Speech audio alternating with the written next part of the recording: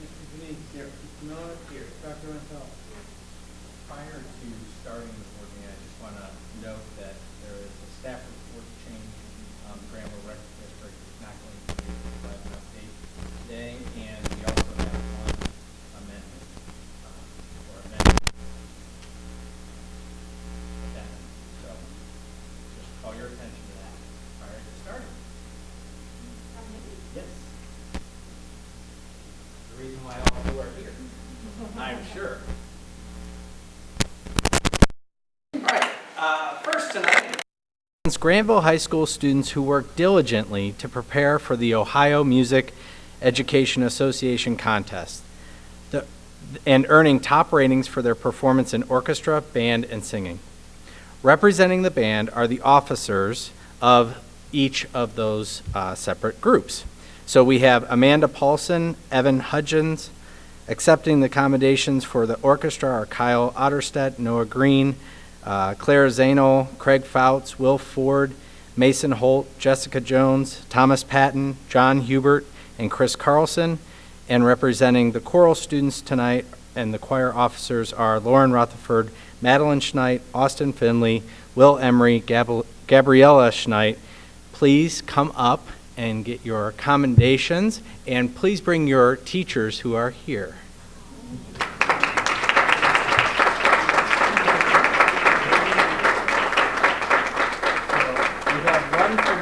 Officers, one for the section leaders, and choir officers. So I'm going to give those to your teachers, and then we're going to come over here and get a picture of everybody. So if you can come and kind of fill in here. Come on in. I thought we were going to go.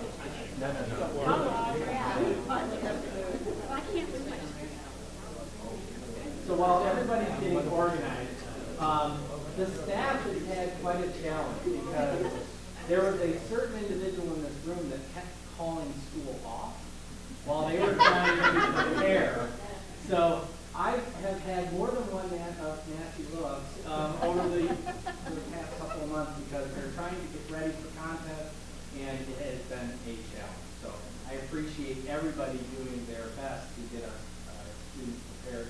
And then obviously they did very well this weekend, correct? So everybody has earned a superior rating and moving on to the next level, correct? Wonderful. So, take some pictures. Smile, everybody.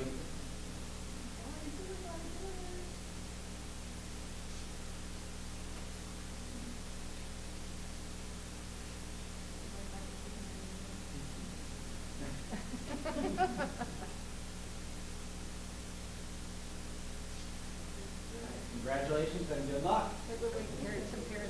Oh, parents. Oh, happy. All right. You good? Good luck.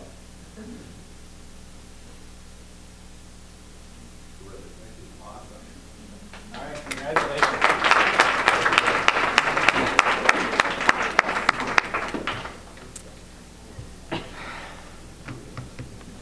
And a lot of them have, actually, if you guys need to run, because I know that you have practice and other things to get to, I think.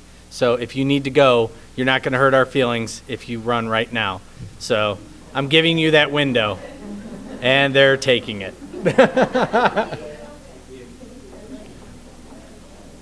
All right. Next, I'd like to recognize Granville Schools had an outstanding winter sports season. It actually is going to take a couple of board meetings to recognize all and honor all of our teams. But we'll start tonight by commending our amazing state swim meet competitors. State champion Abby Stone won the 100 back and was runner-up in the 200 IM and swam the 200 medley relay.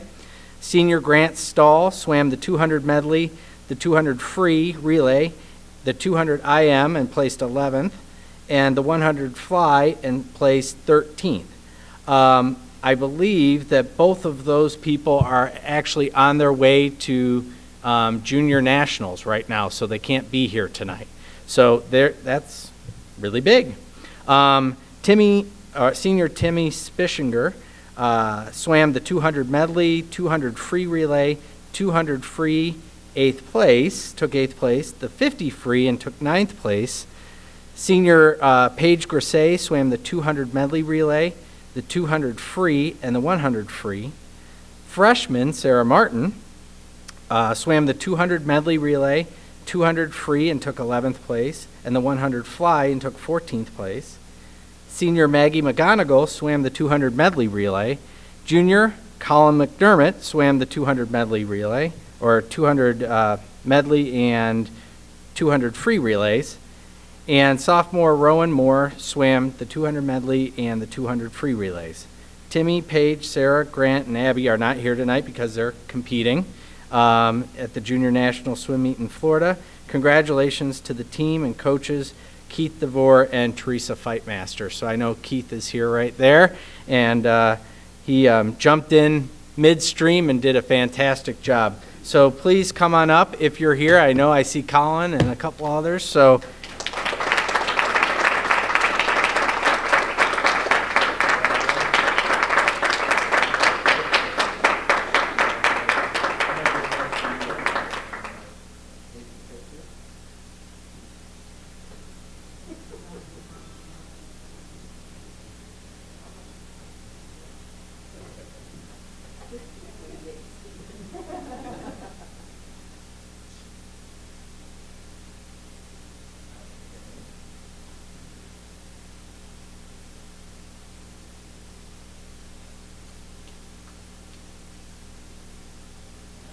Congratulations.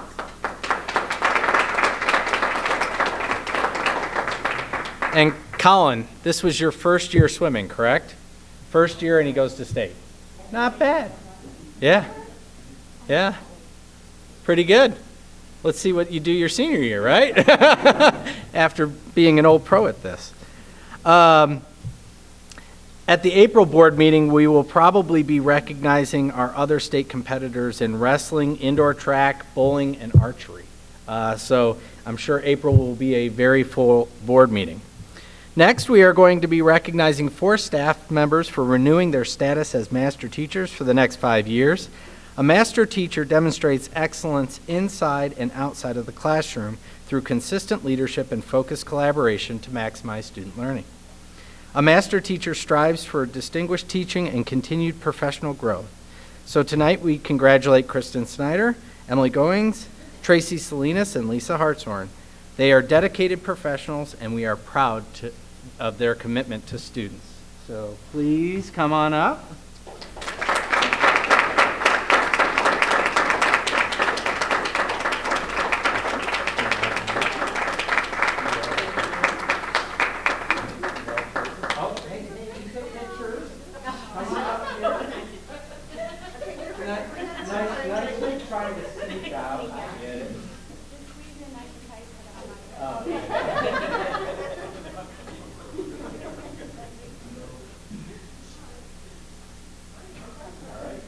Congratulations.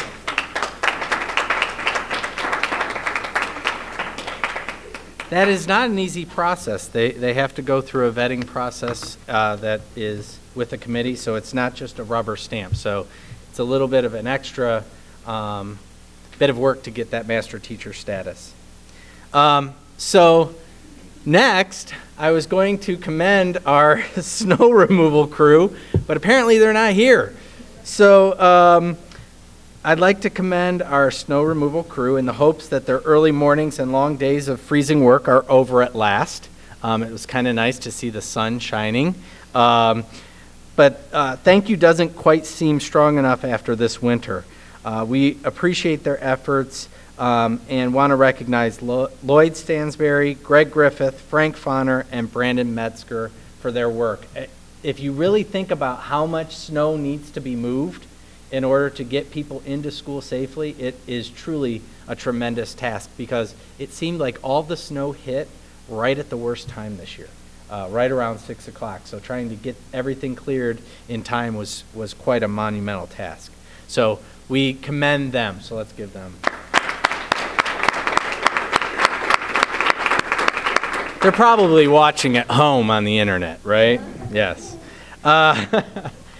Finally, it was an honor to accept the 2015 International Education Project of the Year Award on March 3rd on behalf of Granville Schools students, staff, Board of Education, and community.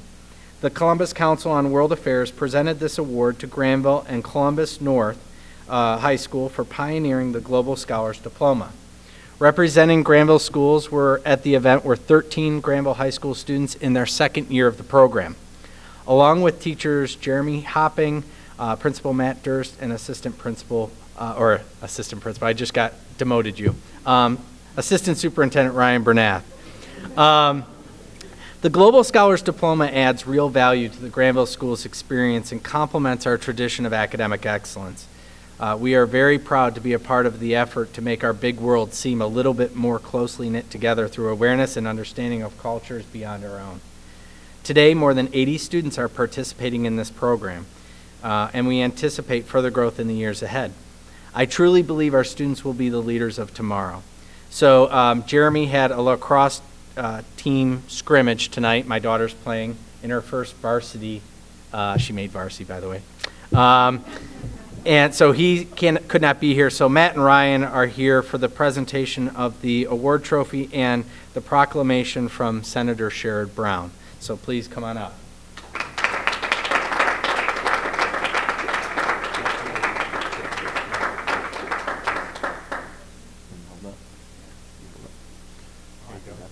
Yeah, come on. We're taking pictures.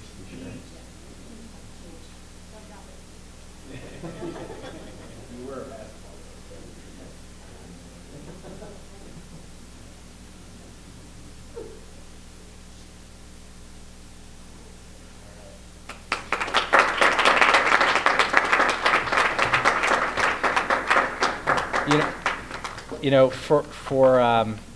To take a program and get it to implementation takes dedicated folks. And, Matt and Ryan took the concept of the Global Scholars Diploma and really made it reality for our students. And that's not an easy task. So I really do appreciate being able to turn that concept over to them and let them run with it. And we have a ton of kids involved. And we're going to Costa Rica on Thursday morning. Hopefully there's no more volcanic action that took place this week. So we're all good, right? Yes. So that concludes my commendations for this evening. Thank you.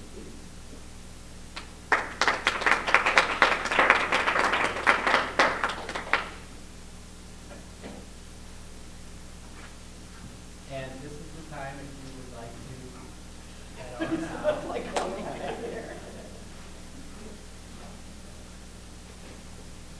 on out. Now, just so you know, Jess Wilson is in the office. Exactly. I was getting there. Second grade teacher, just finished her PhD, defended successfully. So at some point, you will be recommended for your final achievement. So, and she got through all the plagiarism checks and everything. So you're good. So May you walk? May 1st. Congratulations. That's tremendous.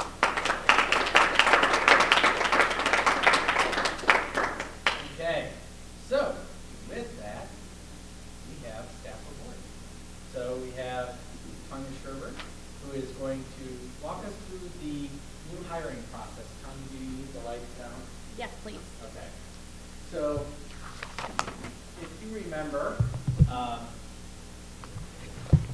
of the major tasks was to revise our hiring process to make it a little bit more streamlined, a little bit more systematic, and put some critical pieces in place to drive consistency and try and find the best possible candidate that we can find. And so Tanya took that task on, and as she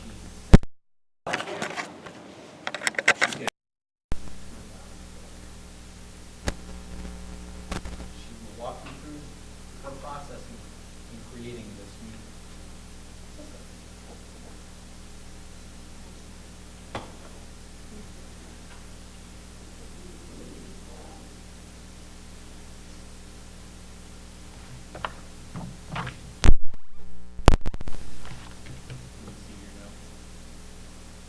I can see my notes.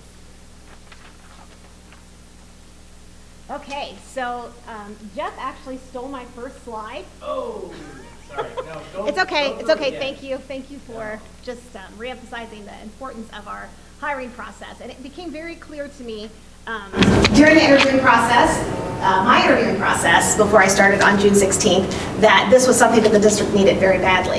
So, only because I was told that, not by experience or observation.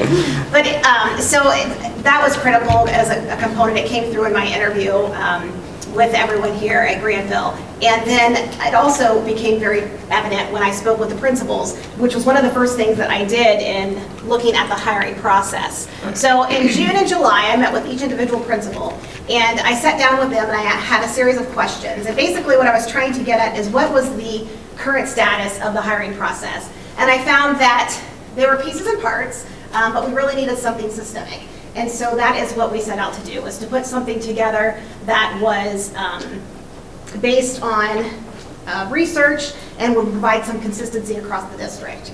So I gathered information about the current process. We talked about potential changes. The principals had some ideas of some things that they would like to see based on their past experience, some things that they felt were essential components to the process, one being, of course, their active involvement, also including all different stakeholders in the process, and making sure that the teachers or assistant principal or whomever we would be hiring would have some sort of an activity, whether it be teaching a lesson or actually conducting a professional development opportunity as a part of the interviewing process. They also shared some hopes and fears. They wanted to make sure that they still had some autonomy in the process, and again, that all stakeholders were involved.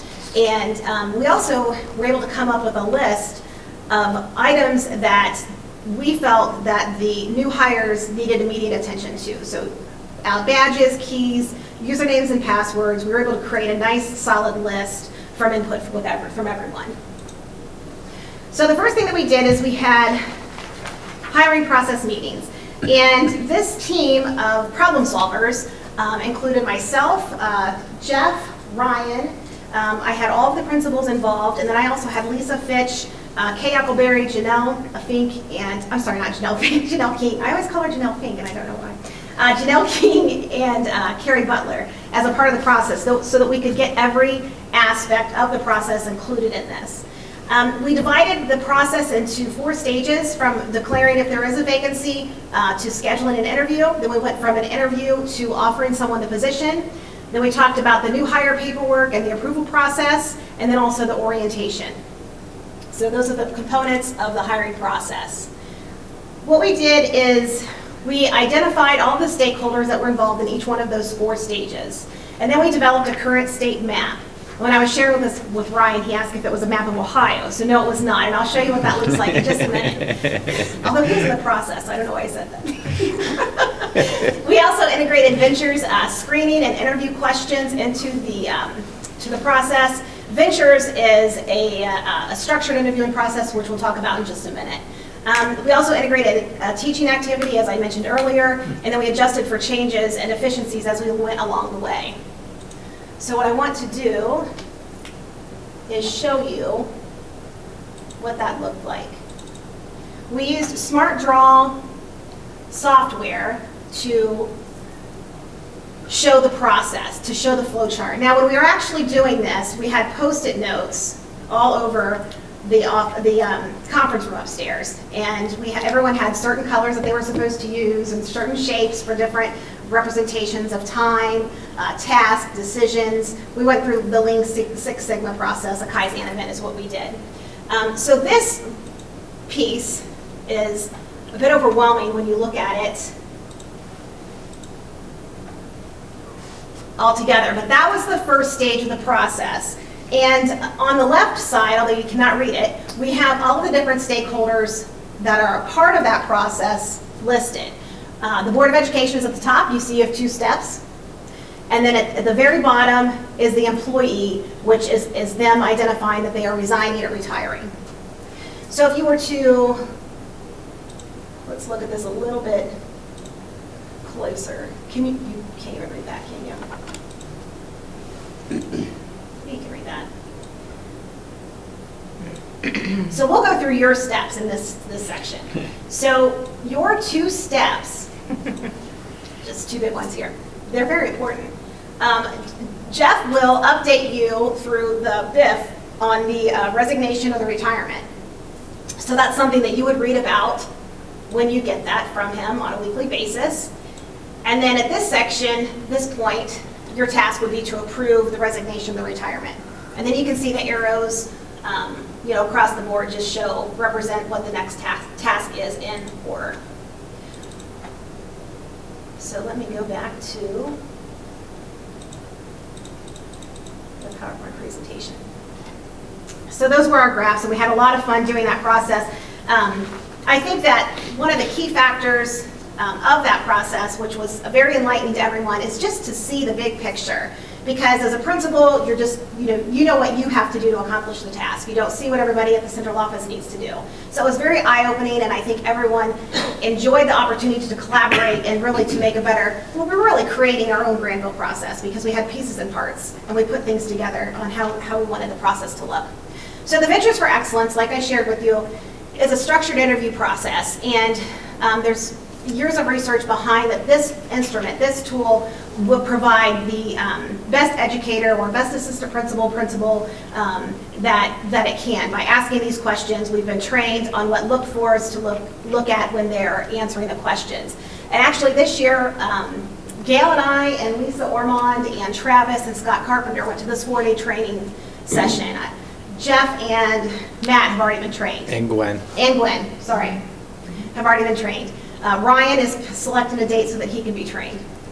And so Ventures allows us to have a common definition of excellence. Like I said, it's a structured interview process. It is not a standalone. It is part of a process. We are using it at 2 stages. We are using it as the screening questions on their application, and then we use it again during the first interview. And we feel that obviously our teachers, our employees are our most valuable asset to the organization, and so that's where we're going to put our resources, our investment, on hiring. We want to spend lots of time doing that to make sure we're getting the best candidate. Is that process developed or evolved for public education, or is it a general corporate process for interviewing, or what's the Actually, background to Ventures that? has structured interviews for business as well as education. Okay, so there's a part of it that's specifically education-based. Yes, sir. Yeah. Yep. Even by position. So there are specific questions for teachers, specific questions for principals, there are specific questions for support staff, special education teachers. So they're really targeted. And it's a kind of a database thing where or a data-based approach to interviewing, where you're asking for examples and things like that and so forth? Yes, Is that we're the kind of asking structure of it? Yeah, specific questions. We ask everyone the same questions, and then we have been trained what exactly we're looking for.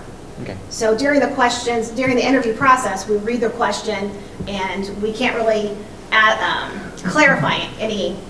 If they ask clarifying questions, we can't provide any answers. We can repeat the question, but just so that it's a standardized process, which is very important when we're interviewing. Okay.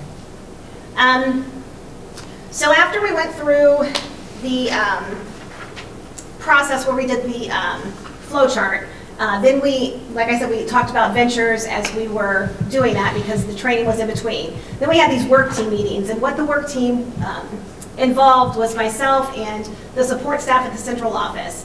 And from the flow chart, the process meetings, we found that there were several things that we needed to develop to make the process, to make this process better. So that we developed letters, we developed forms, checklists, training lists. We developed a list of where we were going to post all of the vacancies. We also actually developed on the exit section of this a collection checklist, so when people would be leaving, what we needed to collect from the employee, and then also exit interview questions so that we can see how we can better serve our employees next time around. As far as the postings go, thus far we've put things on our district website, we've put them on Twitter, Facebook, we've put them on the ODE website, and also on LinkedIn. So we've gotten a great response from from people applying for positions here. After that, the next step was I met with the supervisors, and this included Kevin, Ryan, Kevin, Rob, and Gwen. And what we did is we talked about from their perspective, because Kevin is obviously hiring coaches, Gwen is hiring special education teachers, and Rob is hiring people in the realm of technology. So we looked at the process that we put together, and I gathered feedback from them. From their perspective, what additional things did they need, what parts of the process for a coach did they not need to go through, that the teachers would be going through. So we were able to gain a better understanding of the process, and they were able to understand and see what their expectations would be. Then we got back together again, the whole hiring process team, and we looked at final revisions. We discussed the feedback from the supervisors, we reviewed the draft version, we made modifications. We also actually went through a training on AppleTracks, which I'll talk about in just a minute. We made sure that this was a fluid process. We also talked a lot about that as we would go along this first year and actually subsequent years, that things would change in the process and that we would continue to update people through communication of those changes, because it's really important that we're all on the same page and we know who is doing what, so that every step of the process is being accomplished. AppleTracks is an online application process. So right now, if you were to apply or go to our website under employment, you would find a link to every posting that we currently have.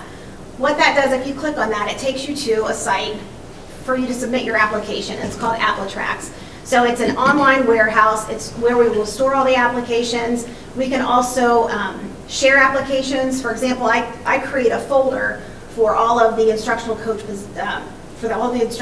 applications. And then what I can do with that folder is I can share it with Ryan, for example. So instead of passing paper back and forth, Ryan can log in and he can view all of those applicants.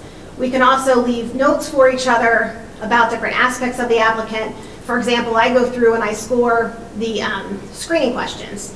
So I leave the score up there for the principals to see. So it's a great means to communicate back and forth.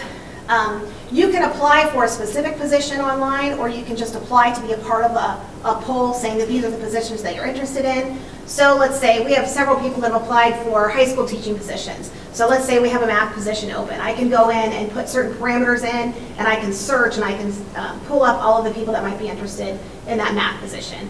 So that's a good tool for us as well.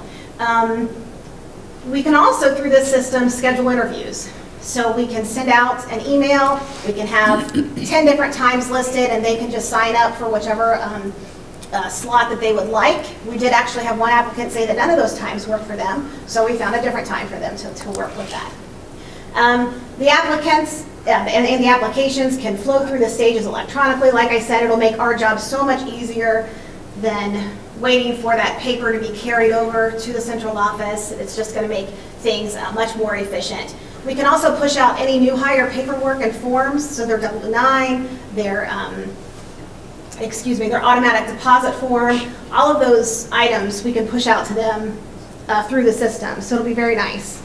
And they have on-demand training and support, so we can go to their website at any time if we want training and it's recorded. So we could do the live webinar, but this on-demand is a nice feature as well. Okay, implementation. So right now, so far, we have posted positions externally and internally. We have accepted applications, we've shared applications, we've scored screening questions, we've scheduled interviews using the AppleTracks system. We've held first round interviews using Ventures Form B. And that part includes the principal. So the principal does the interview, the first interview. The second interview would be additional fit questions, and then an activity. That is a committee with also the principal represented. And the third interview is questions, and that interview is held with Jeff. So right now the furthest we've gone is the second round interview of questions and the activity with the committee.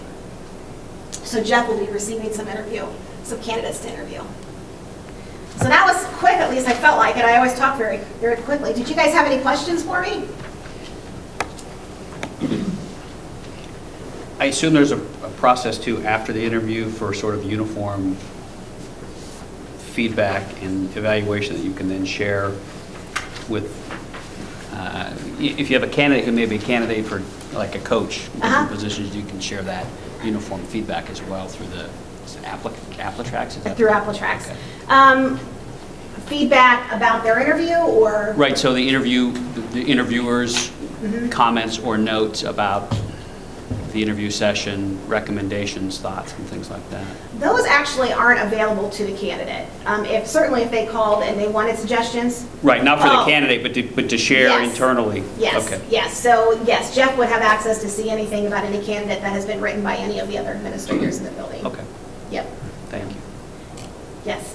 The Appltracks Yes. program, is there a sort of a fail-safe or something in there where if you have a candidate, for example, and the criterion is they need to have a master's degree, and they're in a master's program, but they aren't finished yet, and they'll be done by the time the hiring date would come about, does the form have a way that they're not kicked out of the system and wouldn't be considered automatically? Do you have a way to catch people who might be great candidates but don't quite fit the criteria in the? Yes, because we can set the parameters for any position that we would like. And so far, what we have done is we do the screening questions first, and then we decipher from that point. And then we actually look at their resumes to see things like that with their master's degree, what experience they have, is it elementary, secondary. So we're that they still don't get physically looking. automatically bumped out? No, not right now, we're not Okay. doing that.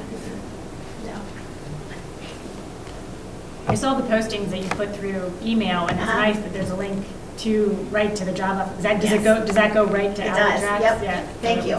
They can just click on that and they go right there to apply. Yeah. It's very nice. It was nice uniform, very professional looking, I thought, so. Thank you. I was going to take you to the Appltracks site, but it has all of the applicants' name. There was nowhere I could take you that you wouldn't see who all's applied for positions, so I didn't want that to be all over the Advocate and the website and things like that. So, but it is really nice. If anyone's interested, I'm more than happy to sit down and show you how that process works. And several school districts use a system like that, so it's nice for us to be doing that as well. Thank you. Any other Sounds good. questions? Okay, thank you. Thanks so much. Thanks. Rob, while you're setting up my next presentation, I'll just make a comment on Tanya's influence and impact on this process, because I think when we hired her, we were looking for a person that could bring a systems approach to a lot of the things that we wanted to improve, and hiring was one of the first things. But once you get them in the door, that doesn't end the process. So we are continuing our conversations about what does onboarding look like, what does ongoing professional development, year one versus year two. So, and that varies based on how, where a person is at in their career. But I think she did a fantastic job of building the system that I think could support getting great candidates for years to come. I think what's also evidence of her work is the fact that we've had a number of candidates apply for all of our positions. So we've had candidate pools that start out in the 40s and 50s, which is consistent with what I think a district this size should yield. So I think that's another excellent example of where we're at with the hiring process. So great job. We appreciate your work, and it is always fun to get a bunch of people in a room and try and figure something out. So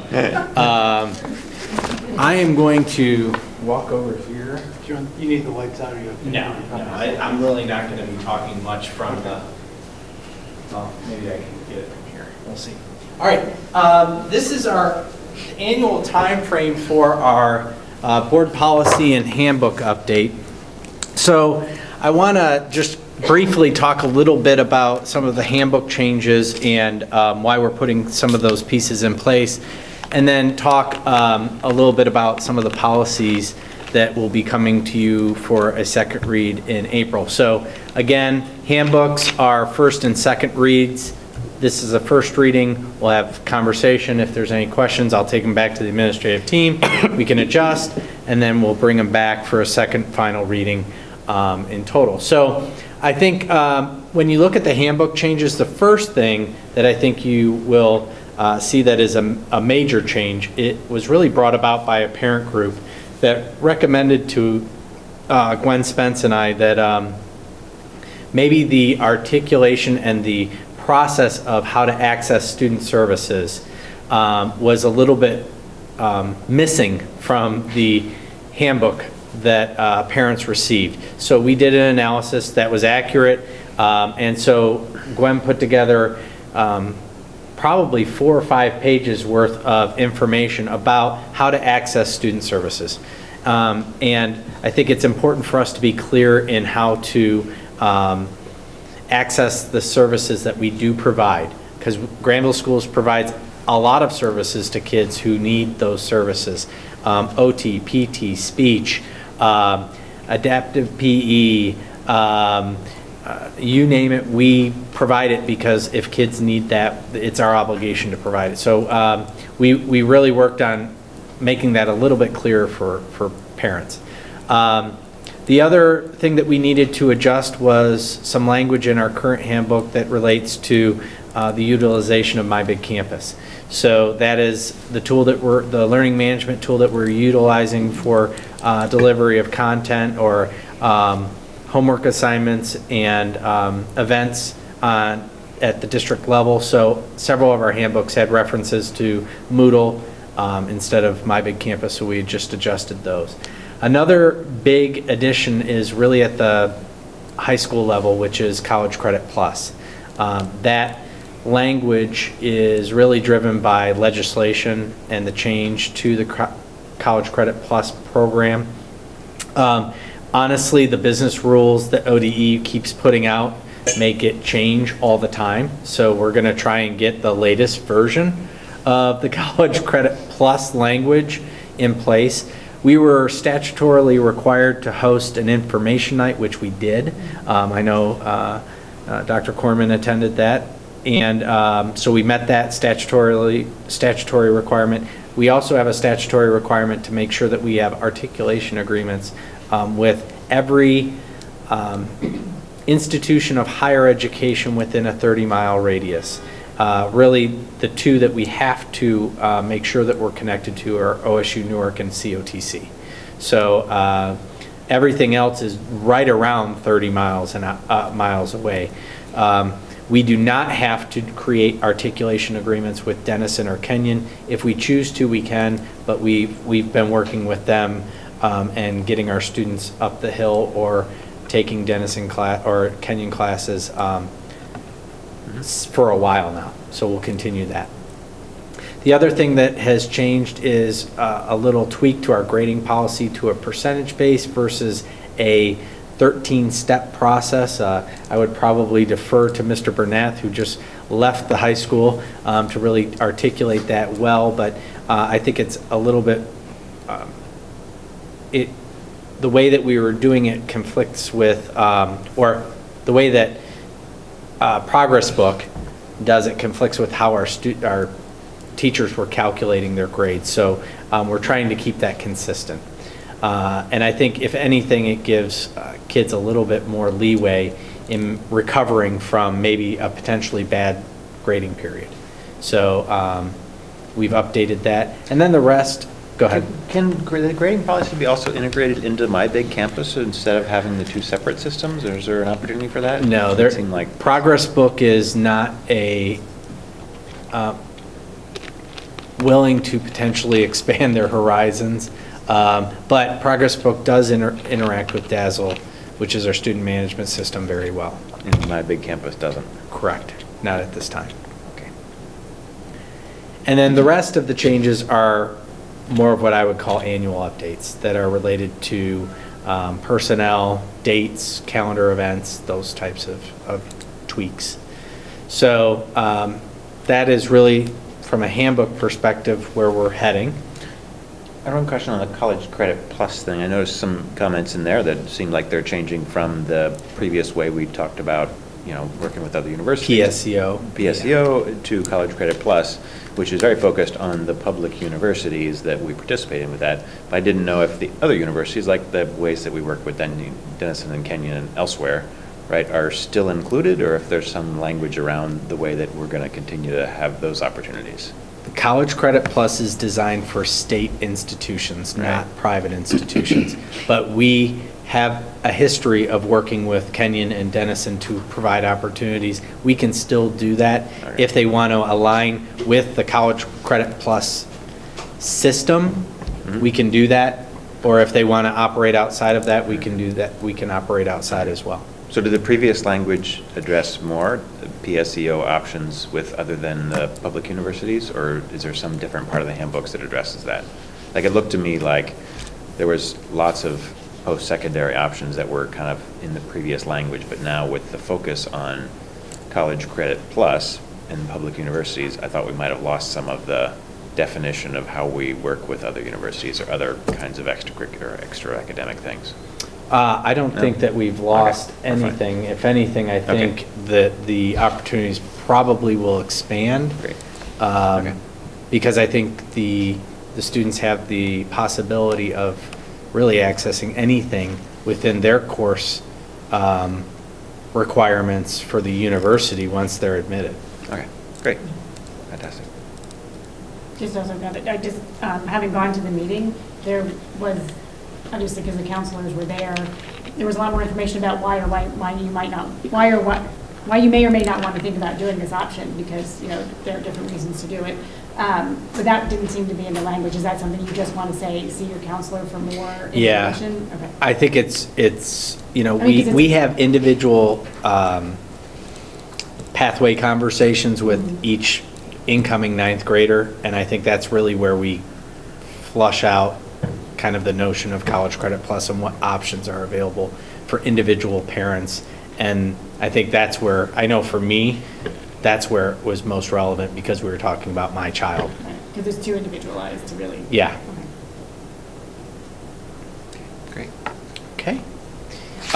Next, we're going to talk a little bit about board policies.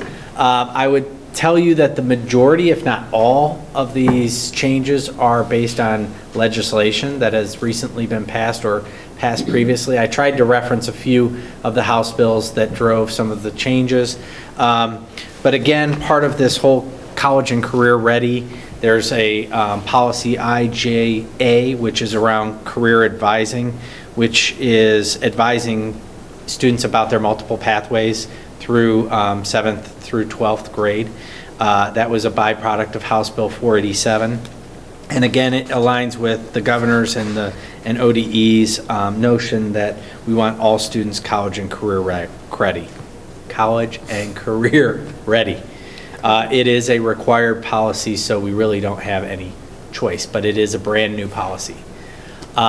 There are revised policies around evaluation that is really around OPES, which is the Ohio Principal Evaluation System, and it moves their rating system to align with the OTES system, and it combines the results of student growth measures into a summative evaluation that is required by ODE.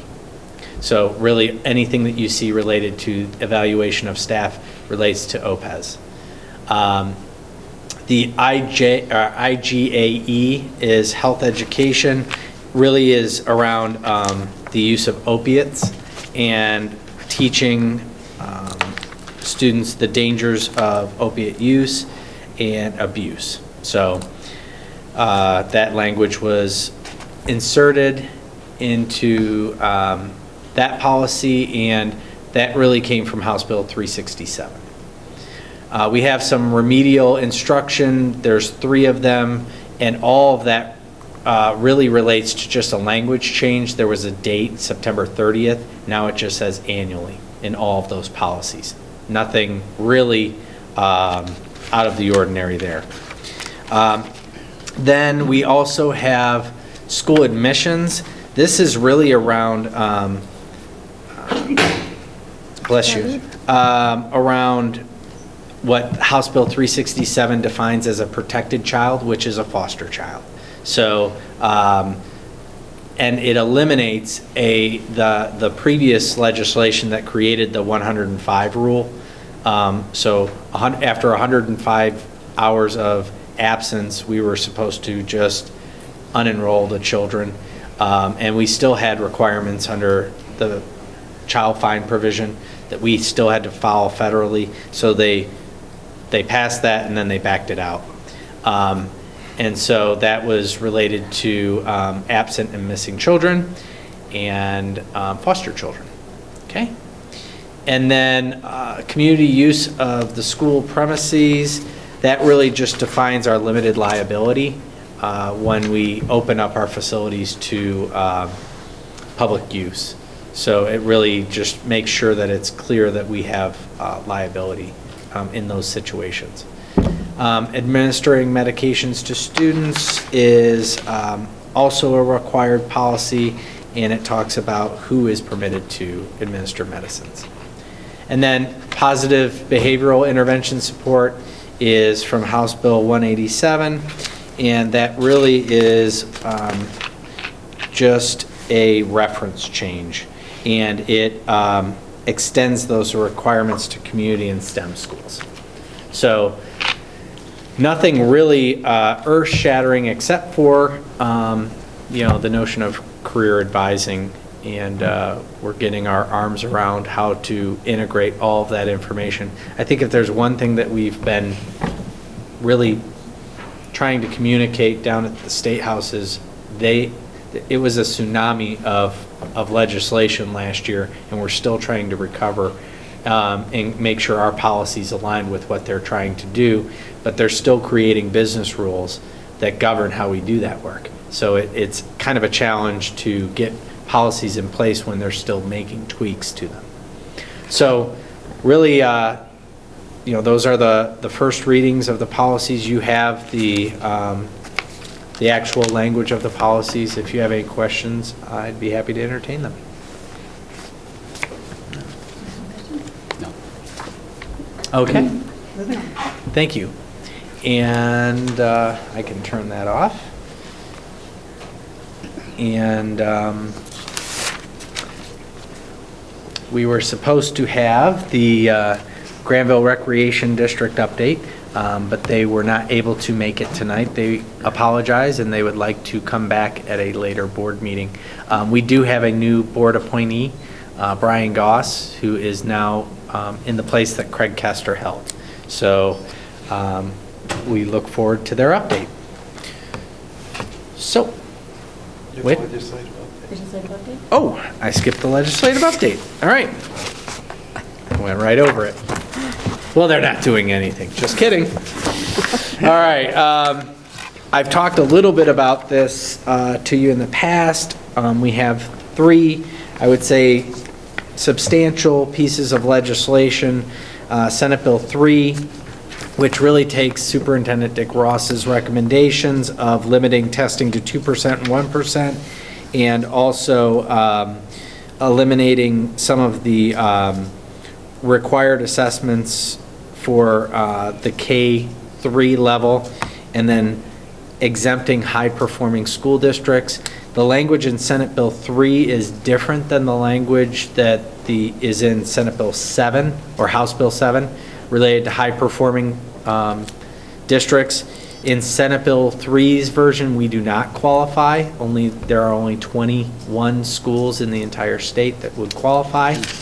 And then in the House Bill 7 language, we would qualify, House Bill 7. We would qualify. It's a little bit more of a broader look at highly performing.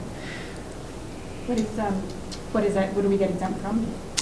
There would be exemptions from teaching requirements or qualifications for third grade reading guarantee, some of the course examination requirements, or additional testing of students. So, not a bunch. Ohio residency educator provisions. What's the basic metric that they're using to look at? So both of them are looking at performance indicators, value added, and let's see.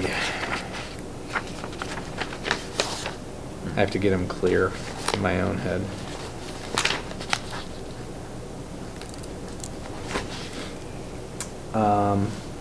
So performance indicators Okay. met. So performance indicators met: A, at least 85% of the total possible points of the performance index; and graduation rates. Okay? But really, those are the recommendations from Superintendent Dick Ross. And then House Bill 7, I would categorize as a safe harbor legislation for students, meaning that it would prohibit public schools from utilizing the student academic information from assessments this year for any decisions related to retaining a student, promoting a student to a higher grade level, or granting course credit. And then there are other provisions around how often a child could potentially take an end of course exam, because federal law requires them to have multiple opportunities to take an assessment that is qualifying for the federal No Child Left Behind laws. Okay? And then House Bill 74, that has quite a few pieces of legislation within it that directly impact us. It first talks about a review process for the new Ohio Learning Standards, which includes the Common Core. This was really a way to tweak what people don't like in the Common Core. The one example that was provided to me through multiple conversations was cursive. We have the ability to add cursive right now. We do actually still teach cursive in Granville schools. So we have the ability to exceed the standards anytime we want, but they wanted to have a review process stipulated in legislation. I have gone on the record as saying that we, as a Board of Education, are supportive of the Common Core, and we believe it provides more rigorous standards for our students to achieve. So that is one aspect of House Bill 74. It also prohibits actually, it requires the Department of Education to create a new assessment system for the 15-16 school year. One of the things that my colleague Dave Heil illuminated to the House Education Committee was that if they pass this legislation without an emergency clause, most likely it will be through and into effect in October of next year. There's no way that we can turn around and have assessments built in time. We're going to have the same issue that we had with the park assessments and some of the other assessments that we're giving. And it prohibits multi-state consortium from applying to win that bid for assessments. So it would eliminate Park's ability to rebid for the new assessment system. So that would end the Park tests if it were to come to fruition. It also limits the number of hours a student can be required to take the assessments. It eliminates several diagnostic requirements. It talks about the duration of the kindergarten readiness assessment. What we have advocated for is that assessment be provided as an option, but that let districts choose what way they want to assess incoming kindergartners. For us, we would probably use MAP or DIBELS because that is a better measure. When you look at the KRA or the crawl, we would very often identify very few students that actually hit the lower threshold. Our kids typically come in more prepared than those minimum preschool requirements. So they weren't really very effective. So we would like to have the ability to apply different types of assessments to our students. And then it talks about the elimination of a couple of end-of-course exams. It talks about creating high school equivalency. So right now we give ACT end-of-course exams. What we would suggest, and we would hope, is that we could continue to utilize those assessments as end-of-course assessments and then use that for meeting the graduation requirement, which would limit the amount of assessments that students would be subjected to. We also went on the record basically encouraging the House Education Committee to look at what we currently giving as far as assessments. MAP is currently used in Utah and Wyoming as a way to fulfill the state requirements and the federal requirements for accountability. And our teaching staff have been using MAP for quite a while, especially at the elementary level. They find value in the reporting mechanism, and they find it to be something that drives instructional improvement, and it's timely and relevant. They have not had that same feeling towards Ohio achievement assessments, because they're usually, the data comes in June, and it's not necessarily really informative to what they can do with the child that's in front of them at that time. So there are some things that we added in our testimony to the House Education Committee that I think exceed what was written in policy or in the original bill. And what we're hoping is that they will create some additional language through a substitute bill. So do you think there's a possibility that they would allow alternate test mechanisms like math? Well, they're currently doing it already for the high school. So what we're saying is expand what you're currently doing as far as giving, and they do it for third grade guarantee, because you can use OAA, MAP, or Terra Nova as an equivalent exam. So they're already allowing it, they just aren't allowing it for their Ohio accountability system. Are the various tests normed in a way that they can be compared amongst districts that choose different mechanisms and things like that well enough that you can get quality data for? There's something called concordance tables, which are, you have to spend a little time equating the different exams, and it takes a little bit of time to create those scales. But we do that now with the third grade guarantee. So a 394 equates to a what's the MAP score? 147? Yeah. Something like that. Yeah. So even though they're different scales, there's an equating that takes place. That would be huge in terms of our testing issues here and so forth, to be able to get testing that we value is useful and from an academic and instructional practice perspective, to substitute for all the other stuff that we're being asked to do. I think if there was one common theme with parents who chose to opt out, it was too much testing, that it's not providing relevant data to them, and that they feel like instructional time is being wasted with the volume of assessments. So, but I've never heard parents express that about MAP testing. No. Right? No. Because it is such a great feedback I know about technique. it. Yeah. What's that?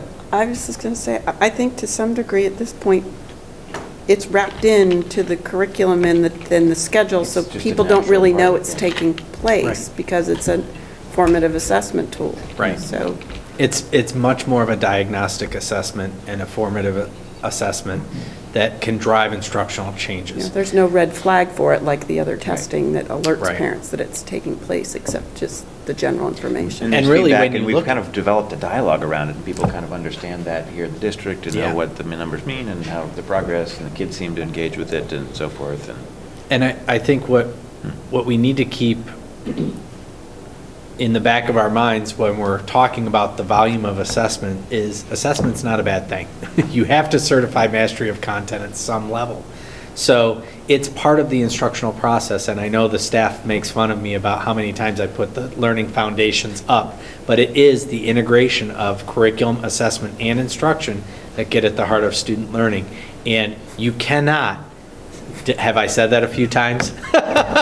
It's like your eyes just glaze over and it just comes out. It does. It's very rote for me, but I believe in it absolutely because it's critical to get at student understanding and student learning, which is our outcome. So, but assessment is critical. You have to be able to measure students' progress and achievement. So that's kind of on the academic front. A lot of moving parts. I will highlight that I'm a part of an advisory group to the chairman of the House Education Committee.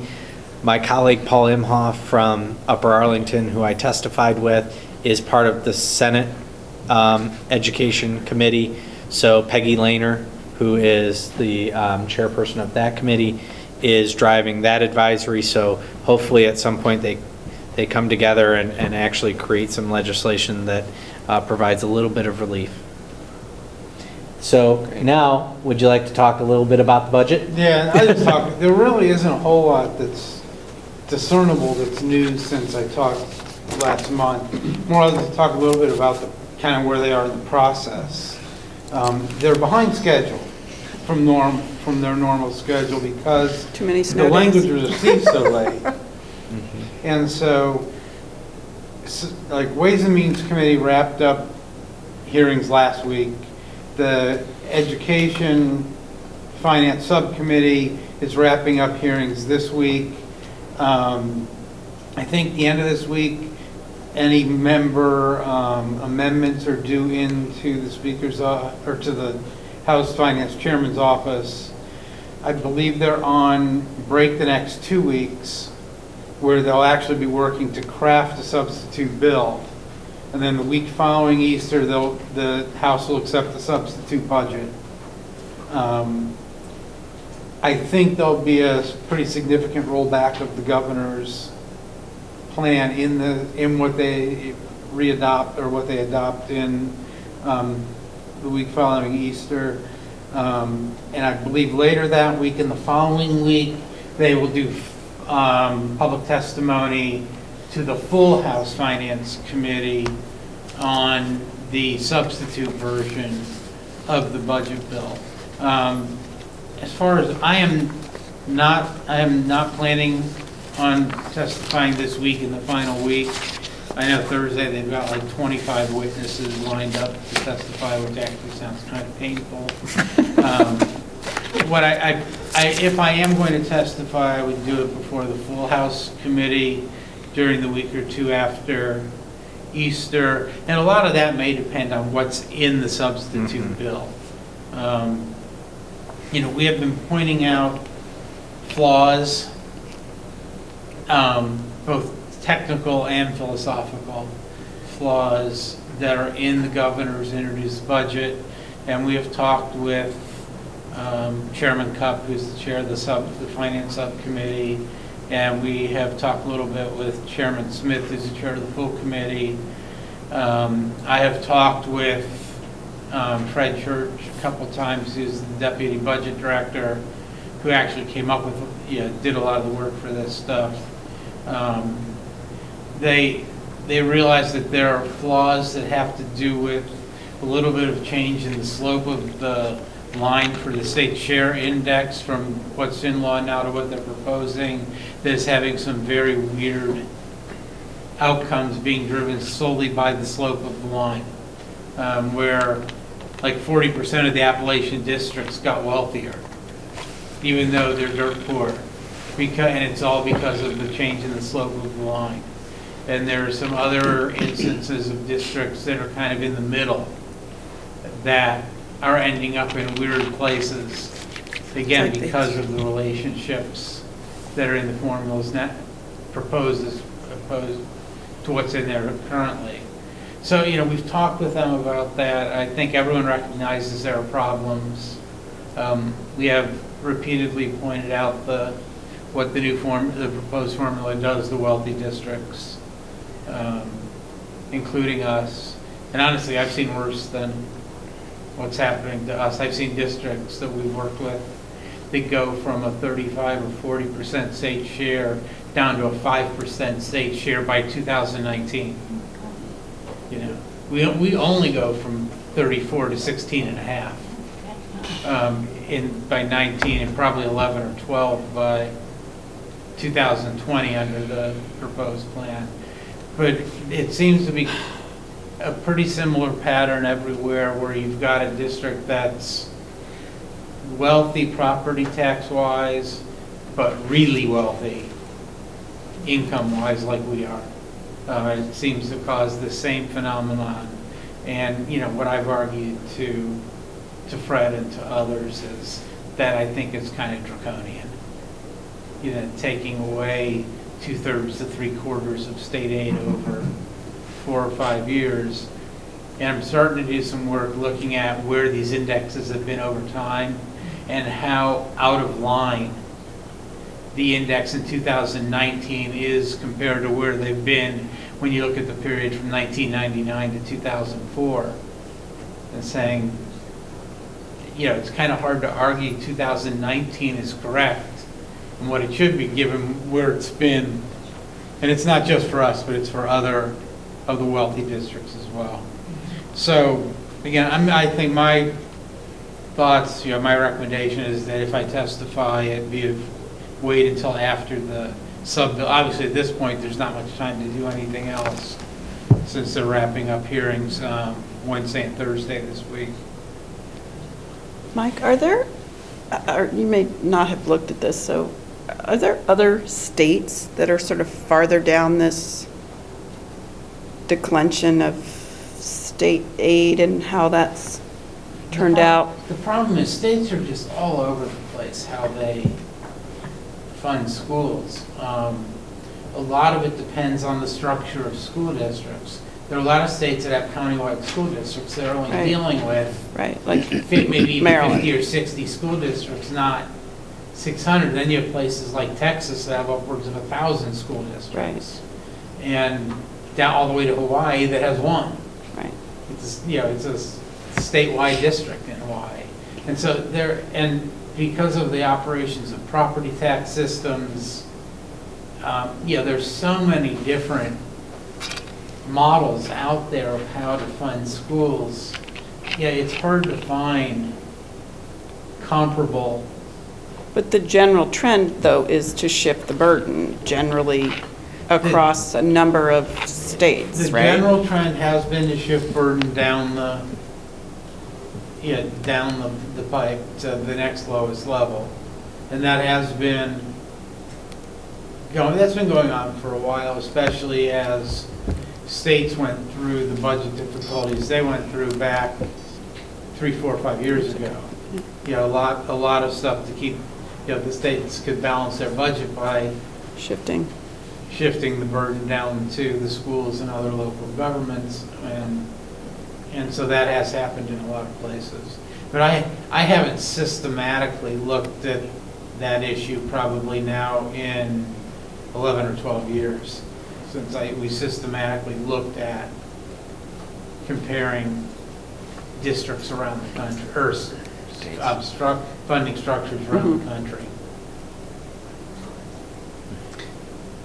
I think it makes our economic summit conversations even more critical.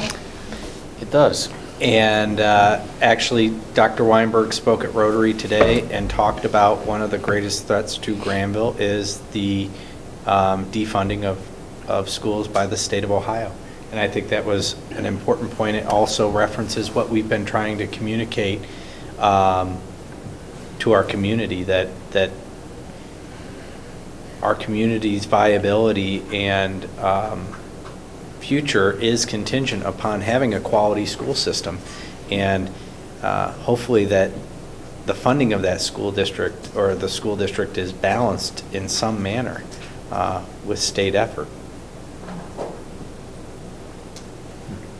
But economic development, it has to remain a critical piece of that conversation. Anything from a legislative perspective? Final comments?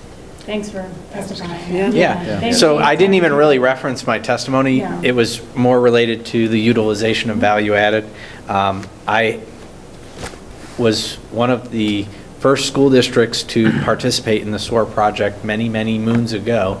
And the notion of value added was never designed to be a part of the evaluation, and in a high stakes environment. It was always meant to be put in the hands of reflective practitioners and be a part of the reflective process to find out who you're most effective with and then capitalize on that through a growth process. The evaluation, unfortunately, is considered a high stakes assessment process. And so sometimes you devalue the information that is being constructed. And I wanted to be very clear to the the House Education Committee and to you that I am a significant proponent of value-added data. It has shifted many teachers' thinking about their classroom, and I have seen that value over years. And prior to being attached to the evaluation, and I would say now some of those conversations have shifted more to a final summative rating versus kids. So I will continue to advocate for it to be on the right seat in the bus. One thing I just wanted to add that came with our legislative update is that the Constitutional Committee decided to keep thorough and efficient language in our state constitution, which, basically is what gives us public education. So, so that was also good news. thing. Yes. Good news. Now they just fund it. Yeah, exactly. But at least they have to keep trying. So that was one thing that was came through. Oh, and there are several groups that are advocating that boards of education draft a resolution supporting changes to the charter school system that we currently have in Ohio. Amy, you brought that to my attention. That will probably be something that we'll put on the April board agenda to kind of share our perspective with our legislators about charter schools. Okay? Yep. All right, board discussion, innovation think tank process. So I just want to give you an update and then let you ask any questions. Our final meeting is March 25th. I have met with each of the final action teams individually. Those conversations were very helpful in helping me craft what will ultimately be something that I bring to the board in April. I'm looking for ways to blend or accomplish one or more innovations with our limited resources. The budget conversation does complicate things a little bit because some of the innovations that were discussed do have some type of expenditure associated with it, although you can do a lot through reallocation and recreating pathways or positions that are currently in existence. So there are currently 4 innovations that are currently viable: project-based learning, global languages K-6, STEM or STEAM, which is really a science, technology, engineering, arts, and math pathway, and then computer programming. That really is, I think, a broader sense of technology literacy across K-12. So obviously some of those continue to overlap, and I think what's been clearly communicated is that we want to make sure students have the ability to apply their knowledge beyond just rote regurgitation on a state assessment, but they're engaged in projects and learning that will be memorable for the rest of their lives and that will engage them differently in the learning process. And I think that is something that, as a parent, I think is valuable, and as a superintendent, I think is critical. If you look at Gallup's recent research about what makes a student successful in college, one of the key elements is that they've been engaged in a long, sustained project in their junior or senior year in high school. The good news is we have one of those projects at Granville High School, and I think that helps our students transition to higher ed and their success rate there. So, Jeff, can I ask you a question? Yeah. On the project-based, what was the, just the general, or was there a general direction in terms of the committee's sense for an emphasis on that? Was it project-based learning that had technology component? Was it just projects across the board no matter what? Or what was there? At this time, it's a very broad, wide net. I think once we move forward, it will probably be refined through the design thinking process, and that's going to be a staff engagement process that is really going to help shape what that looks like, because I think a lot of these things have overlap. And was it project-based learning K-12, or was it a high school K-12. focus? And there was recognition on that, from that group, that it was really, it looks different K-6 than it does 7-12. So that notion of interdisciplinarity is really relevant 7 through 12, that it could look like more interdisciplinary studies versus project-based, but having that project component. So there are multiple definitions right now that are floating around. I think we have great examples kind of all We through do. the grades of a few pockets where staff members or groups of staff have gotten together and done great things there. And I think that was really resonated with the whole innovation team, right, that's been getting together. And I think how it coalesces and Yeah. how it's implemented going forward is about what the next phase of the process is. Which Exactly. is the implementation and the design thinking of it. But there's great examples within our district and outside of ways to implement that. And I think that's nice to see that out of the innovation process, that's come up as a pretty significant one. And I don't know exactly how it's going to be implemented, but I think there's opportunities there. Yeah.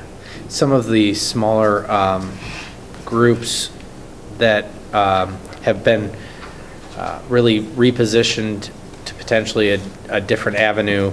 The Balanced Calendar group, they're going to be working with our calendar committee that's part of the collective bargaining process.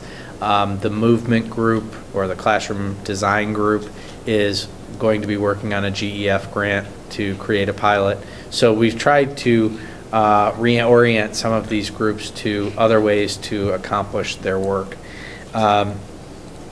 And I'm looking forward to the final meeting, March 25th, and then presenting to you in April.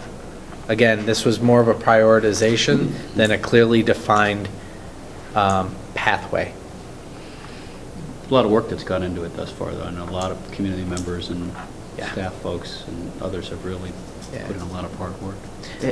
At what point, and maybe it's part of what your takeaway is on March 25th, at what point do you attach the budgetary analysis to the programmatic theme? Right. So that you start evaluating Yeah. what's achievable. We did already ask them to put some numbers to their proposal based on, what their knowledge base was. Like the global languages group, they talked with Mike and they said, how much do 2 teachers cost? And Mike gave them, based on our current hiring thresholds, kind of an analysis of salary and benefits, total cost. And because they know if they want global languages, K-6, it really is 2 teachers, one at the elementary, one at the intermediate school.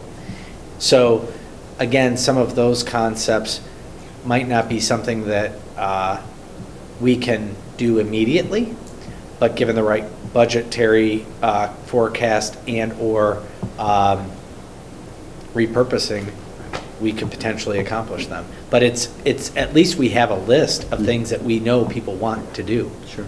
And it was community generated as opposed to one person's opinion. I think that Very, very smart person. Yeah, no, I think. but- when it comes to that. Yes. I have no comeback. Yeah. Sorry, I No, stumped you. I think that'll be extremely helpful, having initially a loose budget around it, and then obviously it'll take some refinement. And the other part of that process at some point is we have to identify where we reallocate from, which will be a challenging process as well. Correct.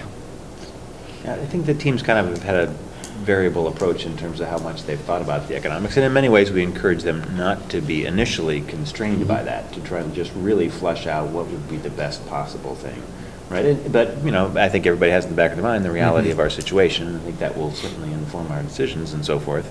But I think, again, there's been a lot of with that in the back of their mind, creativity about, okay, how do you combine the STEM thing with the project-based learning, or how do you combine different things together to get efficiency and kind of get the best bang for the buck? Because the process started with, a dozen or more of these Oh, yeah. different topics, right, that have kind of coalesced into where we are right now. And it feels like a great, healthy process that's been gone through. And certainly the whole design phase, which is next, is going to have real economics to it and be significant, so. Yeah. Project-based learning is something that is,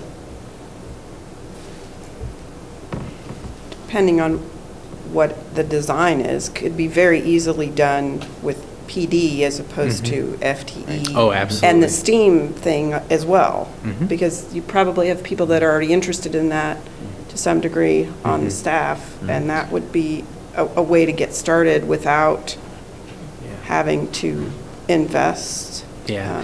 And I think if there's one thing that we heard from multiple groups was, we want this not to be another thing that bogs teachers down. Right. That we want it to be invitational. We want pioneers to start. We have a lot of people doing a lot of great work already, but I think, we want to move slowly to go fast. And we've done that consistently with our current professional development. But you're right, Katie, there are ways to build what we are currently going to go into the instructional lens that I talked about earlier, and build our professional development into that structure. Well, and the irony about project-based learning is if any of us besides me are old enough to think back to Oh, yeah. earlier days of what was done in classrooms, there was a lot of that got left behind in the No child last left 20 years behind. of testing. Yeah. Been talking No about pun project intended. learning. Yeah, So, it's not something that we don't already know how to do. Sure. And I think they're great examples here, too. There's some wonderful, Yeah. staff members in the past and present that have done a good job of this.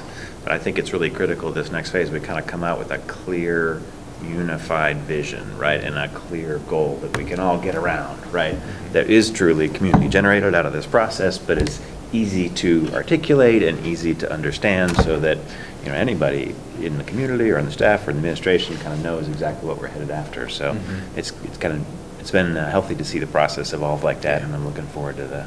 And there are other things that will have to occur after this process. So looking at board benchmarks to make sure that they align and prioritize this work. Maybe we have to look at the mission and vision again and talk about, what are we trying to really communicate about what type of education we want for our students. So a lot of good work ahead. See, we just keep creating good work. More work to be done.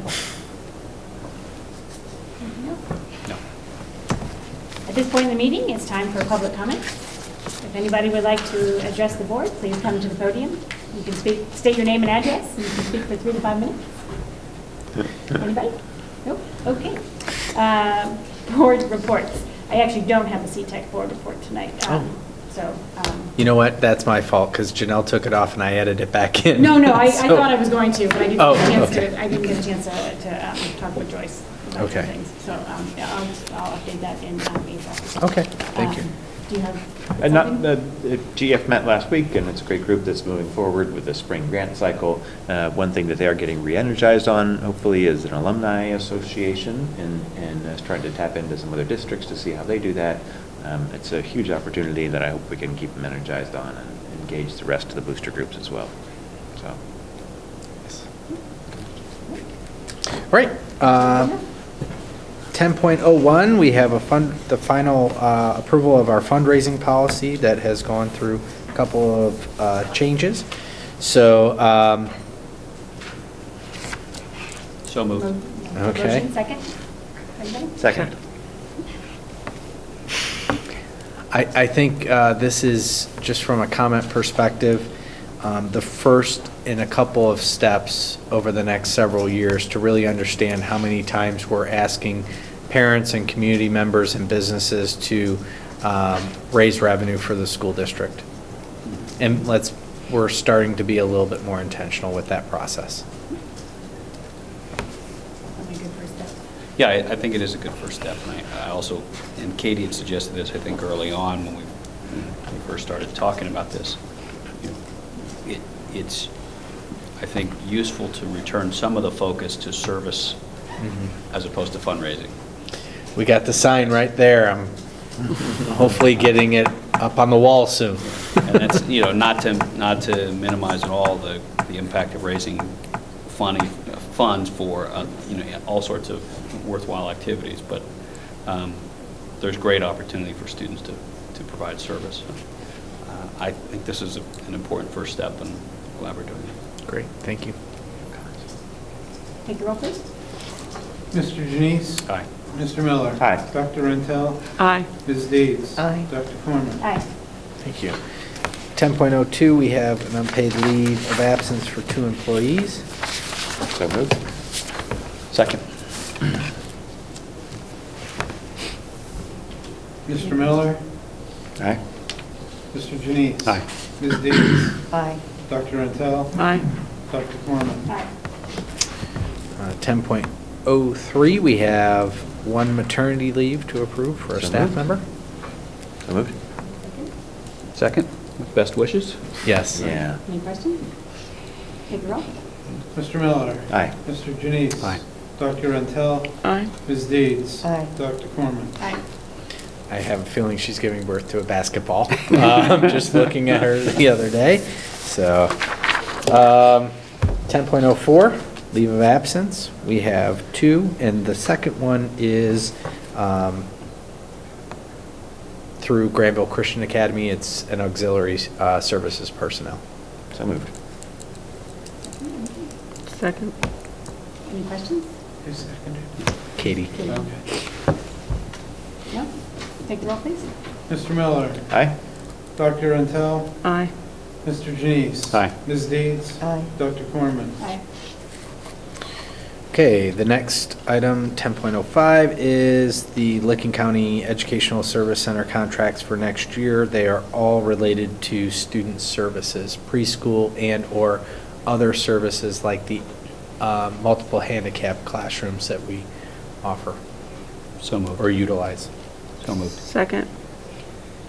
What's the status of our looking at various services that can be brought internally for efficiency? We are still working that process. Obviously, we have a new student services director who's getting, acclimated to what we provide and how we provide it. So hopefully with stability comes movement. Okay. Any changes to these contracts? They're the same? They're very similar. Any questions? No. Take the roll, please. Mr. Janice? Aye. Dr. Rentel? Aye. Ms. Deeds? Aye. Mr. Miller? Aye. Dr. Corman? Aye. Okay, next item, 10.06, overnight field trip. So moved. Second? Second? All right, I'll give you a little update. So this is our Granville High School Band has been invited to participate in the Peach Bowl performance that's sponsored by Chick-fil-A. And they will leave December 28th and return January 1st. Obviously, a great honor to be invited to participate in something like that. It's a parade and then the halftime show? Parade and halftime show, and I believe the national anthem. Are we the only high school band? I think they invite several for each. I would just like to congratulate the band on their achievement in being recognized nationally and participating in something like this.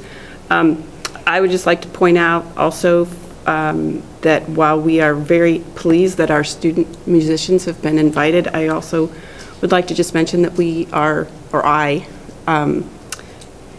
don't condone the views that the owner of Chick-fil-A holds with respect to gay and lesbian rights. And so I just wanted to put that out there for the public record. I don't want to penalize the students for going, but I do feel it's important to make a statement about that those are not views that I hold as a board member. Thank you for bringing that up. Yes, definitely.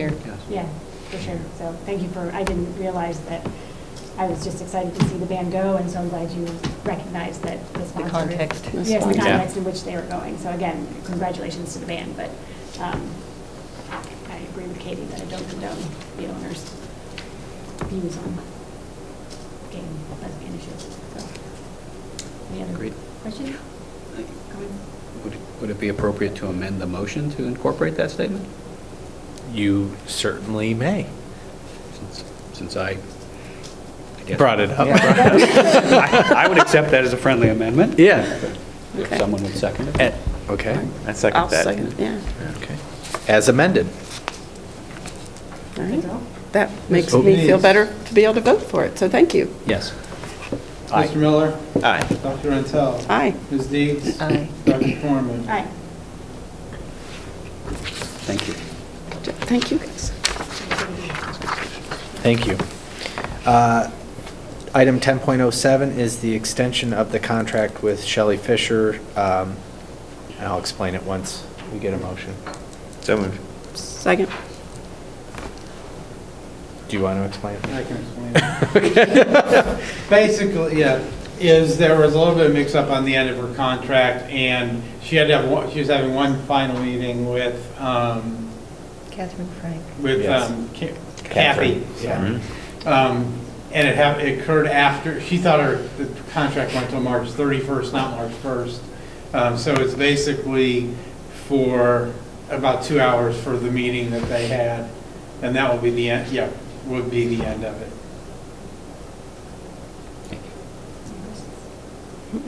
Take the roll. Mr. Miller? Aye. Dr. Rentel? Aye. Ms. Deeds? Aye. Mr. Janice? Aye. Dr. Corman? Aye.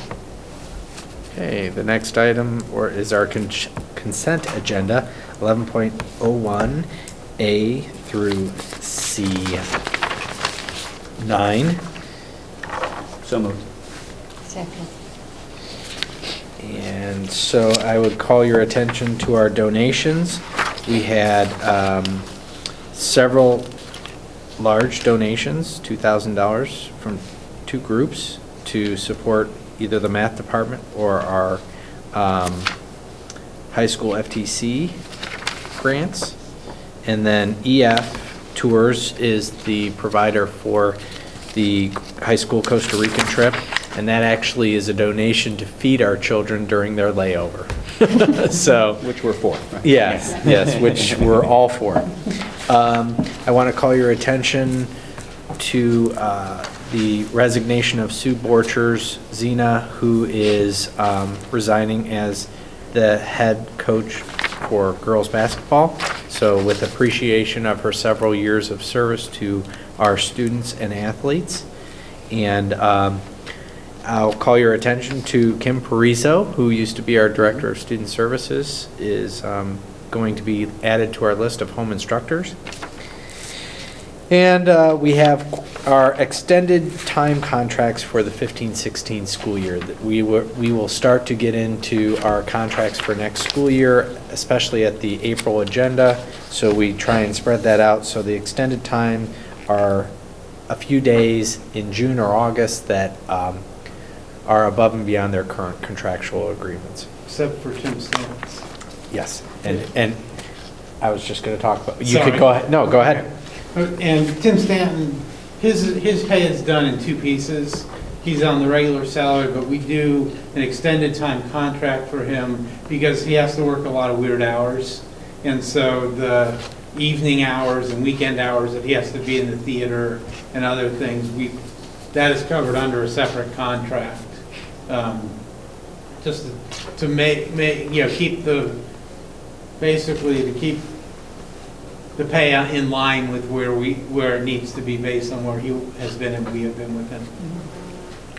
Can I ask a question that's sort of tangential but relates to the EF Tours? Sure. So does the CCWA contract through them, and that's how, or do we contract with them directly? We contract with them directly. And how did we choose them? They have been the providers of the Leadership Summit that is kind of a unique opportunity from a travel company. So Right now, they are the only providers of those leadership summits. If there were to be more groups that caught on to that idea or concept, then we would entertain them. But right now, it's about them providing great opportunities for our kids and us having a comfort level with what they provide from a safety perspective. No, I was just curious Yeah. because I didn't know how how they got into the mix. Yeah. They were part of a lot of the China tours that occurred probably 4 or 5 years ago. But really, they're one of the premier travel groups. They have over 150 offices across the world. Yeah, I get literature from them all the Yeah. time, so Yeah. curious. It's great to see donations come in for resources from outside the district. A couple of them I'm curious about their channel that they've arrived here. For example, the robotics one seems like it could have been channeled equally well through the robotics boosters group, and I didn't know why AEP chose to pay us instead.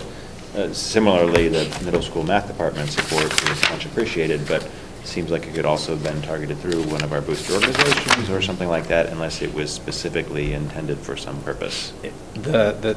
The second one has no strings attached. Okay. And it was just an individual person that Right. wanted to donate that money to that group. So do we allocate it somehow so that that group is able to spend it freely Yes. on extracurricular projects, or how does that work? Well, Do not they have some- necessarily on Oh, extracurricular, or but on curricular whatever, projects, yeah. or I'm not sure what Yeah. else. So we create a specific cost center. Is that the right language? A grant cost, an 007 grant or donation cost center Great. that they can budget however they want to budget, since it has no strings attached. Is that an effective thing to do through the school district resources, or is that something that something like the GEF could look at implementing a similar kind of mechanism if somebody has a targeted grant that they wish to offer? Right. I'm just like curious about, okay, here's a different mechanism for donation. I think What's, it may be individual preference as to why they want to give the money directly to us versus GEF or versus a booster organization. I don't think we've ever really said, why don't you, maybe give your money to this group?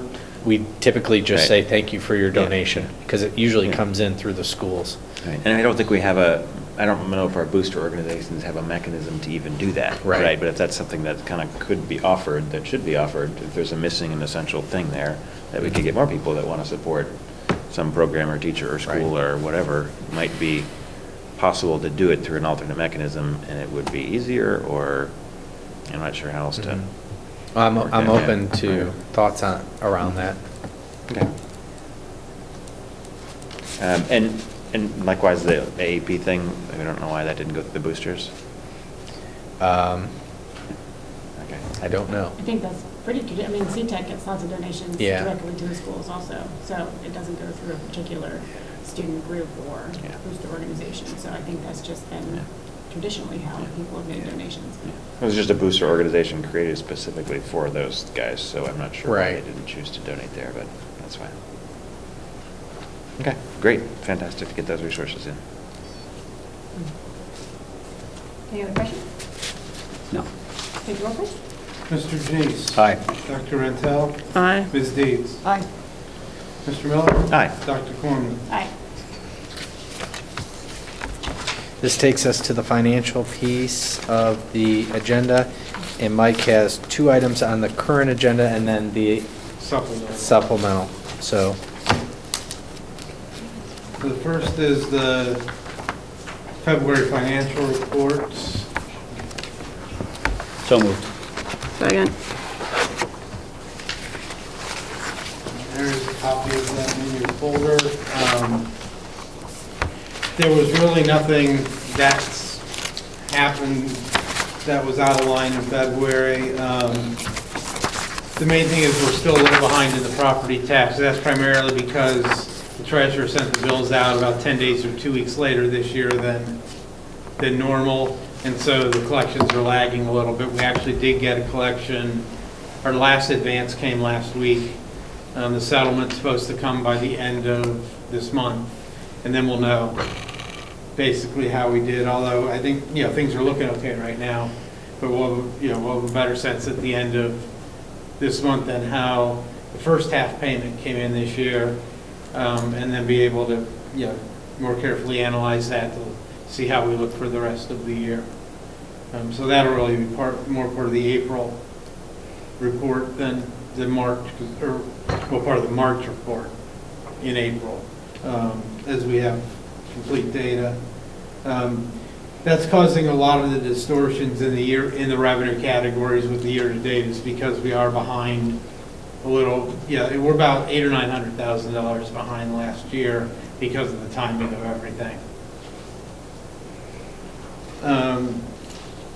On the expenditure side, there is nothing really that is going on that hasn't been going on, and that's higher than expected.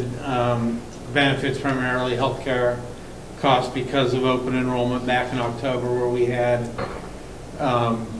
some people we weren't counting on adding onto our health insurance for the rest of this year, and presumably then going into next year as well, that we presume they will continue to carry the coverage.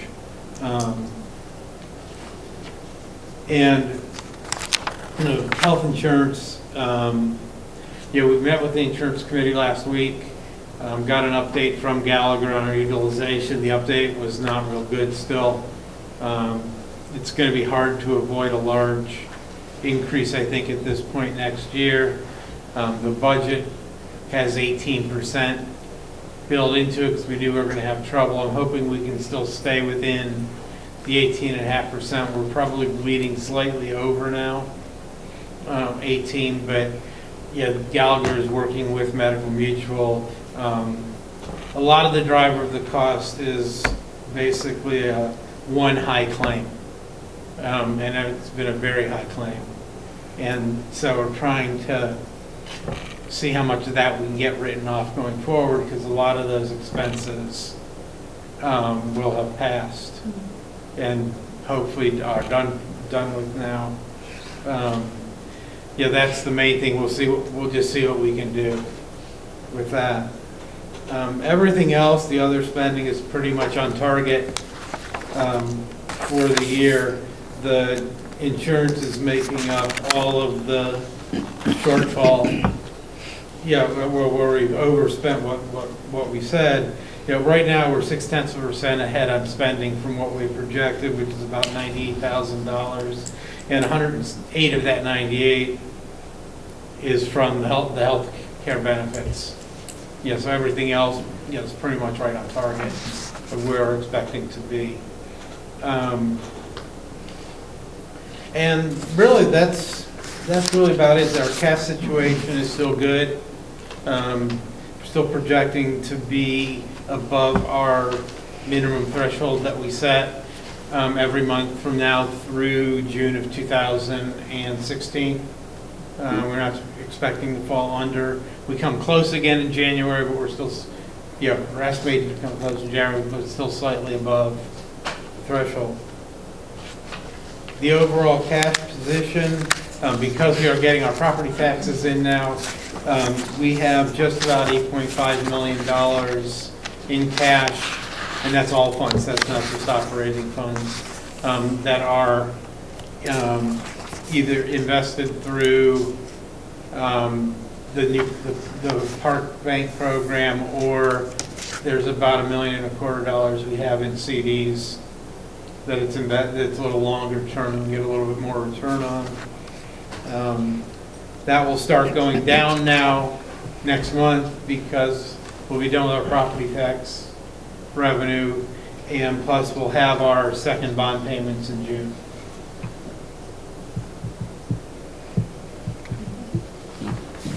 Questions?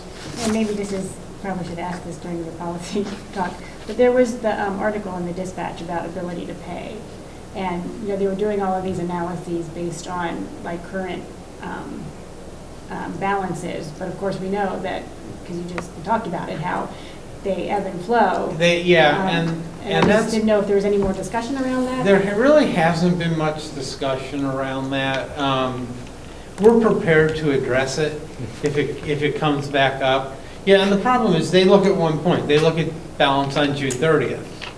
And, that doesn't really, count the, the ups and downs. We have $1 million to $1.5 million in our operating budget from top to bottom during the year. And it's not, so it's, right now we're measuring this, and we're measuring it at a point where we've just about collected all of our property tax that has to carry us for the next 4 months until we get more property tax.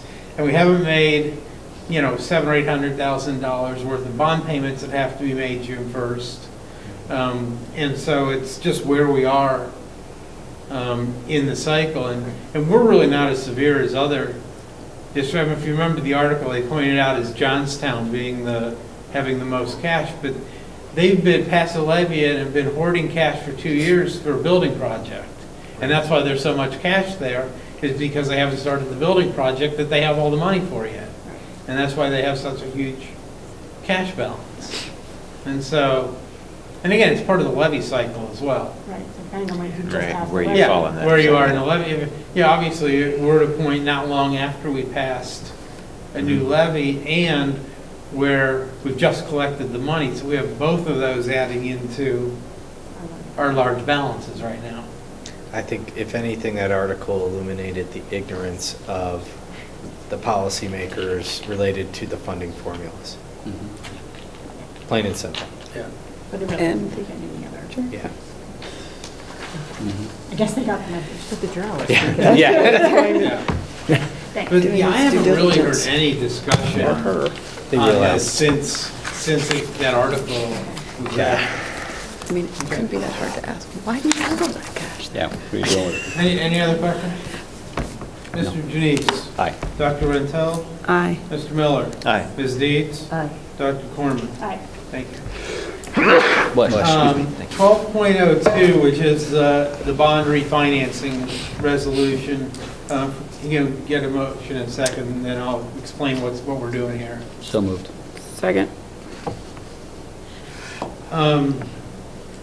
As you know, we have nearly $27 million worth of bonds, which is most of our outstanding debt that we can call, meaning we can take the debt back and reissue new bonds, kind of like refinancing a house, if the terms are favorable. We can do our call date is December 1st of this year. Normally, the earliest we can start that process is September. August, September, we can start the process. We can't finish, it has to be within 90 days of when the call date is.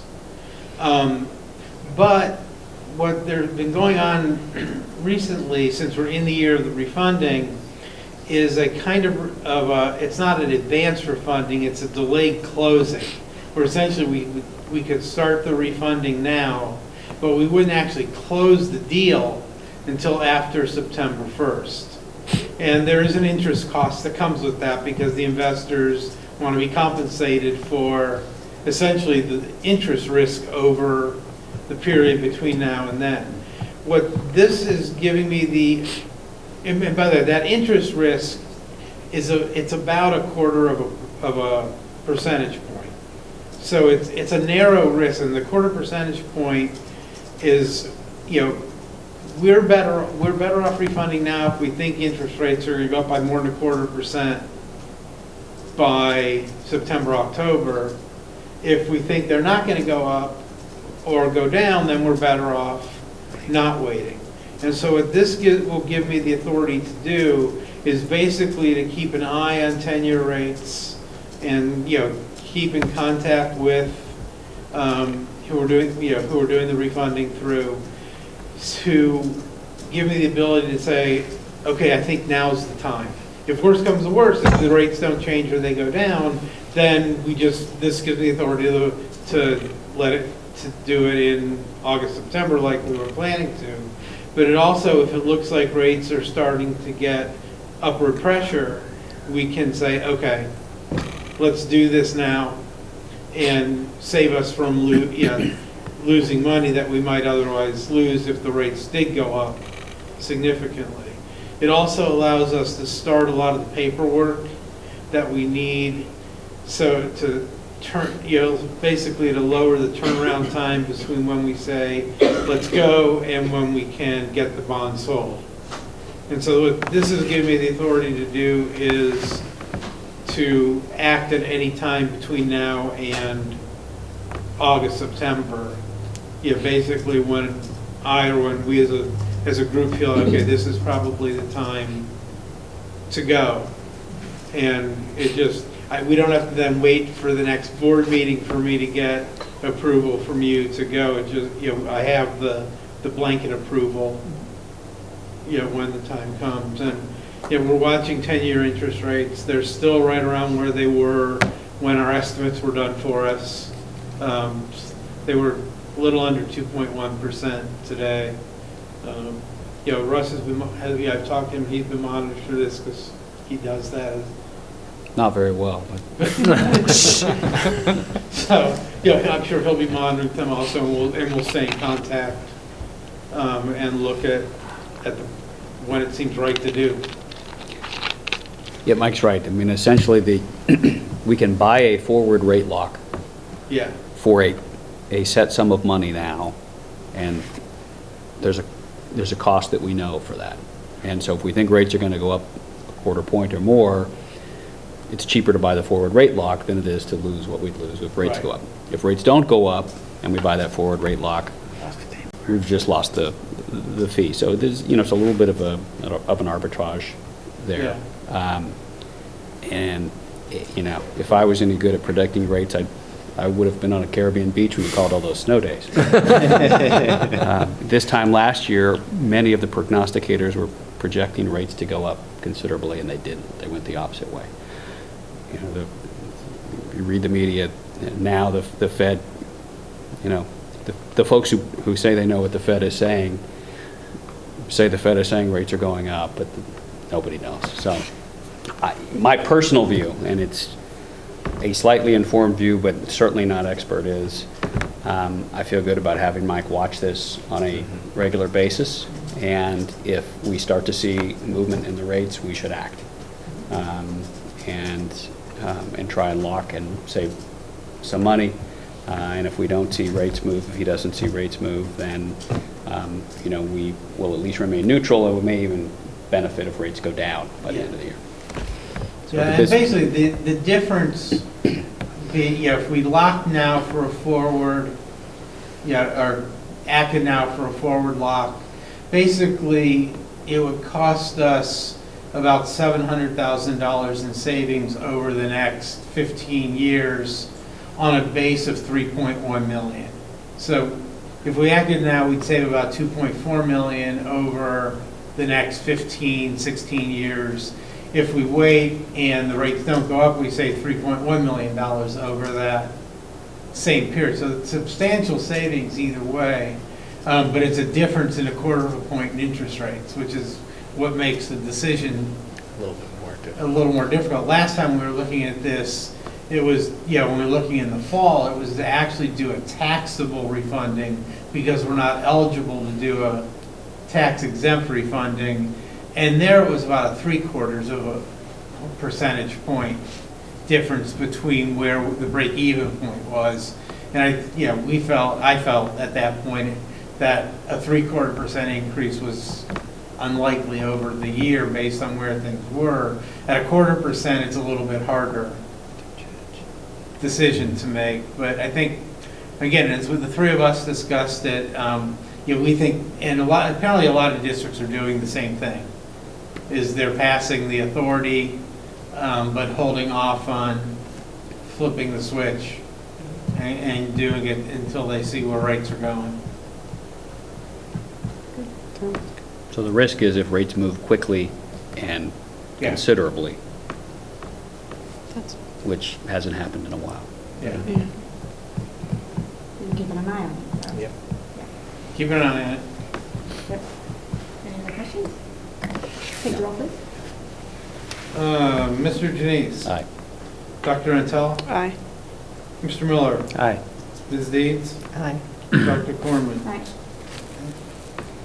The addendum, which actually replaces the 12.3 that's on here for executive session, since we're not doing executive session.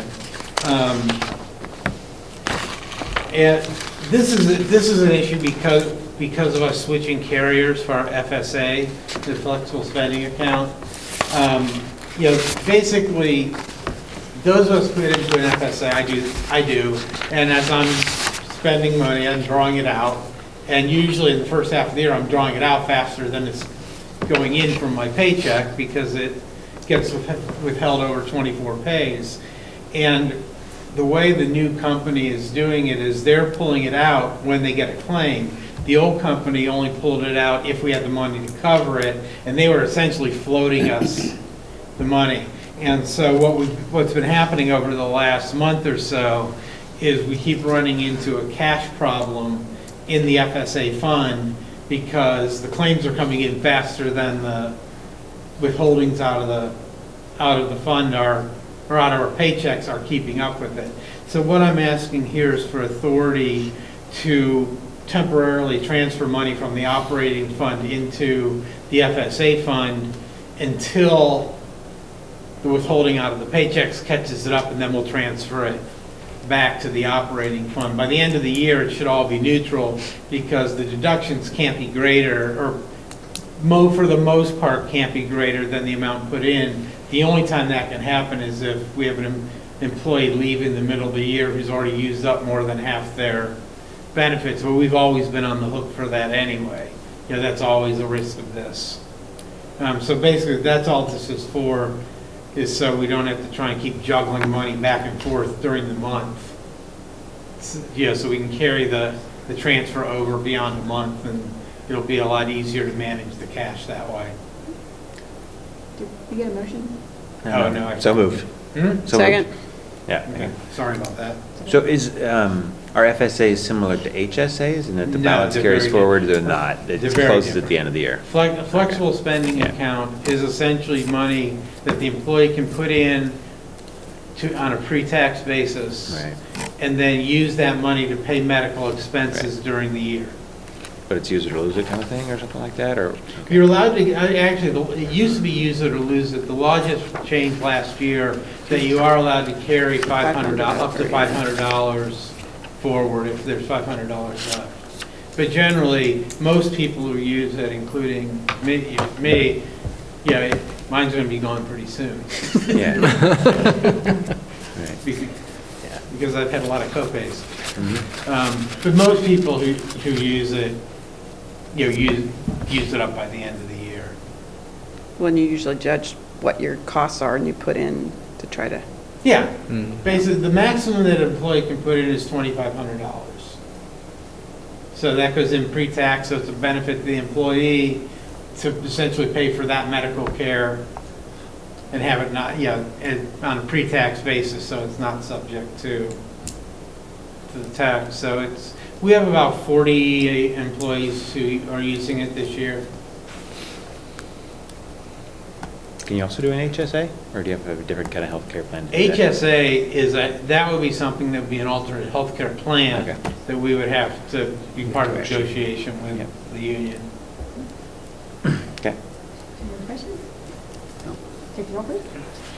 Mr. Miller, Aye. Dr. Rentel, aye. Mr. Janice. Aye. Ms. Deeds. Aye. Dr. Cornman. Aye. As That's the stated point. earlier, we are not entering into executive session, so Can, So before at you this point, I adjourn, would like to entertain motions to adjourn. before you do that, Oh, I just wanted to welcome Mike back once more. He mentioned how good he's been feeling, and I just want to thank you for all the work that you do and your return back to being our treasurer full-time. Thank you. So,